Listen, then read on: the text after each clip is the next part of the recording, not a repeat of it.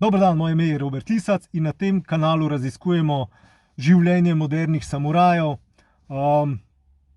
Gre za termin, ki sem si ga sam zmislil in ki ponazarja nekako moj način življenja in razmišljanja. Danes bomo raziskovali, kakšne veze ima lahko minimalizem v življenju modernega samuraja.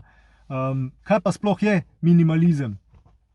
Če ste gledali slučajno, kako bi lahko bilo drugače, film, kaj je že bil, Zadnji samuraj z Tom Cruisom, potem se verjetno spomnite tiste scene, ko je stopil v prostor in je bil cel prostor prazen in sam en samurajski oklep noter. In se mi zdi, da ta scena kar dobro prikazuje, zakaj sploh gre pri minimalizmu. Gre za to, da odstranimo vso navlako, ki je totalno nepotrebna, zato da ostane bistvo na različnih življenjskih področjih. To je lahko na področju prijateljstva, to je lahko, kar se tiče krame v stanovanju, finance, potem, ne vem, imamo počiščeno, kar se tiče raznih fajlov na računalniku in tako naprej. Torej, gre za precej širok spekter, kjer se da ta minimalizem tudi uporabljati. Seveda tudi na področju borilnih veščin.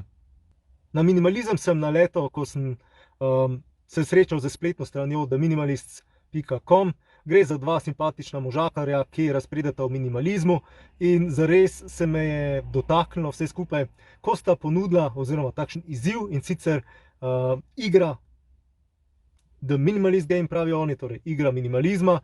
In sicer gre za to, da prvi dan odstraniš eno stvar, ki jo ne rabiš, drugi dan dve, tretji dan tri, četrti dan štiri in tako naprej. In to pomeni, da 30. dan odstraniš 30 stvari in v bistvu, če nekje se tega lotiš za cel mesec, torej 30 dni, nekako prideš, ne vem zdaj na pamet, ampak 400, 500, 600 stvari se na tak način rešiš. Torej jih lahko doniraš, daš drugim, torej podariš ali pa enostavno vržeš stran. Kje se srečujemo na področju, bom rekel, življenja modernega samuraja z minimalizmom? En takšen zelo konkreten primer se mi zdi Bruce Lee. Pravijo, da je več ali manj poučeval samo 5 tehnik, zdaj koliko je to res, pa koliko ni res, sploh ni pomembno. Gre za to, da imamo en fajn primer in potem, ko so ljudje hteli pač imeti več, si je izmišljeval nove in druge tehnike oziroma je kombiniral te tehnike med sabo. Ampak, če to res ne, torej samo 5 tehnik se je posluževal, je treniral, torej samo teh 5 tehnik in teh 5 tehnik je uporabljal v vseh mogočih situacijah. Če se ukvarjate z recimo grapplingom, brazilskim jiu-jitsom ali pa MMA-jem, je pa to tudi lahko en tak zanimiv princip, kjer se ti naučiš recimo armbara, torej vzvod na iztegnjenem komolcu, in poskusiš ta armbar, ta vzvod na iztegnjenem komolcu narediti na, sam vzvod je vedno isti, ampak iz najrazličnejših situacij potem vedno končaš z to tehniko. To je recimo tudi čist praktičen primer minimalizma na področju borilnih veščin. Zakaj bi se učil milijon tehnik, če lahko vse poti vodijo v Rim ali pa k temu armbaru? To je tudi en tak praktičen primer, kjer lahko na ta način uporabljamo minimalizem. Minimalizem je tudi prisoten recimo pri filipinskih borilnih veščinah, zaradi tega jih tudi tako zelo cenim, ker z istim gibom lahko, torej z nekim takim gibom lahko ta gib uporabiš v 3 različnih situacijah. Lahko je goloroki, lahko je z palico ali pa z nožem. Isti gib. Cool. No, malo prej sem omenil tudi različne pasti, ki obstajajo na področju minimalizma. Ena takšnih je, če se z svojimi najbližjimi ne pogovarjate ali pa jih ne informirate o tem, s čim se zdaj ukvarjate, v kakšni fazi ste. In predstavljate si grozo mojih najbližjih, ko sem začel nositi masovno stvari, ne vem, v second hand shop, pa na odpad, pa ne vem, in so me že začeli zafrkavati, če se mislim rešiti vsega, kar imam. No, ampak saj ni bilo tako hudo, Druga past minimalizma je, da se to lahko potem sprevrže v neko tekmovanje, preko katerega se profiliramo. Če greš malo vtipkat minimaliste, potem vidiš ene frike, ki jaz imam samo še 30 stvari, jaz imam samo še 10 stvari, spijo kar na tleh na parketu, pa take neumnosti.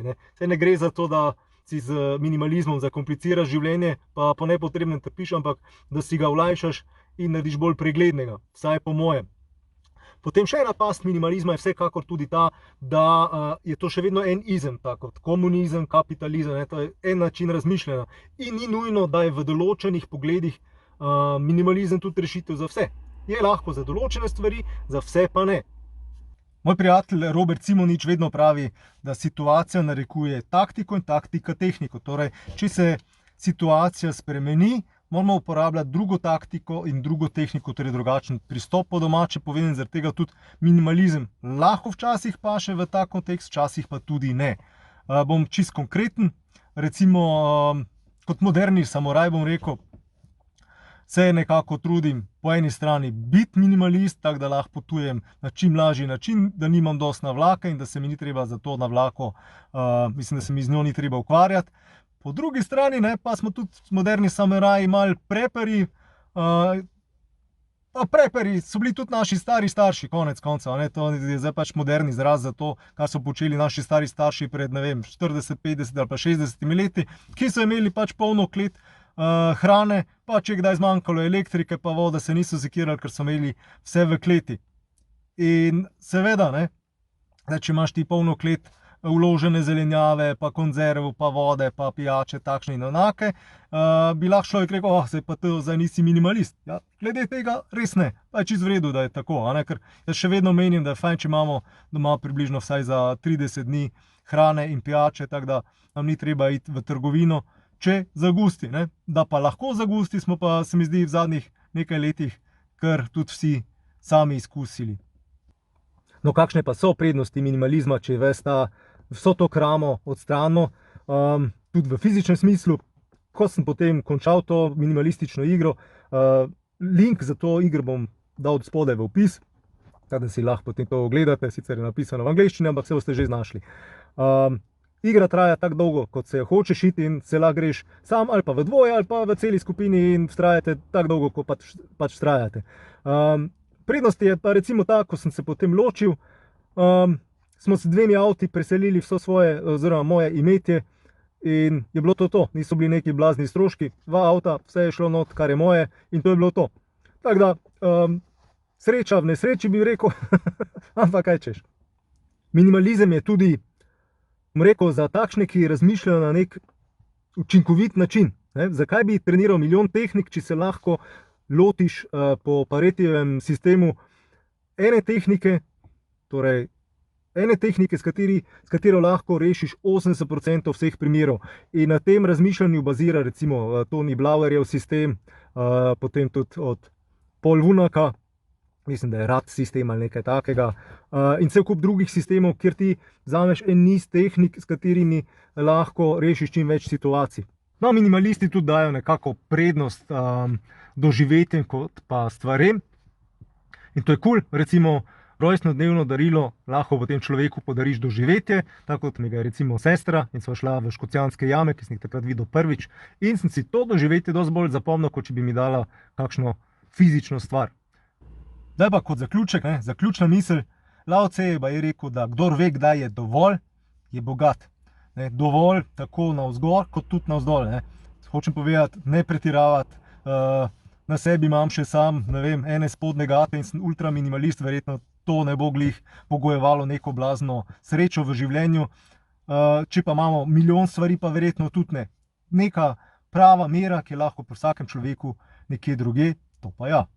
Če tudi vas zanima raziskovanje življenja modernih samurajev, potem se lahko naročite na moj kanal in bomo skupaj raziskovali to vznemirljivo tematiko.